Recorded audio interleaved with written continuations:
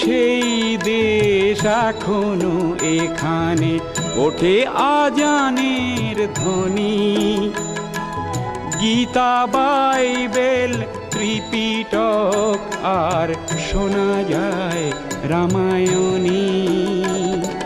কবি কালিদাস, ইকবাল আর গালিবের পদাবলী।